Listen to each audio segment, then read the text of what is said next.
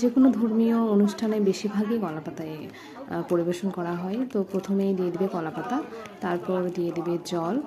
আর জল দিয়ে কলাপাতাটা ভালোভাবে ধুয়ে নিতে হবে। আর আমি তো কলাপাতাটা ভালোভাবে ধুয়ে নিচ্ছি। এরপর কলাপাতা ধোয়ার পর এরপর দিয়ে দিবে হচ্ছে প্রসাদ। প্রসাদে যা থাকে যেমন ফলমূল থেকে শুরু করে পোলাও কোনো কিছু যেটুকু থাকে তার থেকে একটু একটু করে সবাইকে দিয়ে দেওয়া হয়। তো প্রসাদ খাওয়ার পর এরপর দিয়ে দিবে হচ্ছে সাদা ভাত। আমি প্রথম অবস্থায় যেটুকু খাবো মানে ততটুকুই আমি নেই, এর বেশি আমি নেই না, কারণ যে কোনো খাবার নষ্ট করাটা আমার পছন্দ না। তো এরপর দিয়ে দিবে কচু শাক। কচু শাক বলতে কচুর পাতা ঘন্ট বলা যায় আমাদের এদিকে, নিরামিষ। তো দেওয়ার পর এই যে দেখতে পাচ্ছেন সবাই কত সুন্দর মাটিতে বসে খাচ্ছে।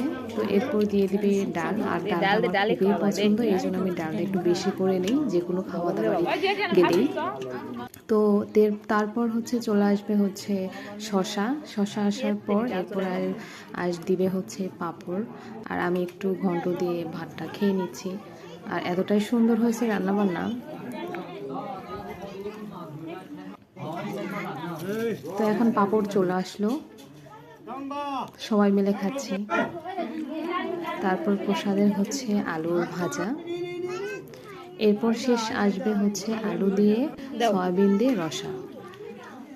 তারপর আসবে মিষ্টান্ন পায়েস। এবং এখন যেহেতু টকের সিজনে আমাদের এদিকে যেহেতু অনেকের জলপাইয়ের গাছ আছে, সেজন্য জলপাইয়ের টকটাই বেশি করা হয়।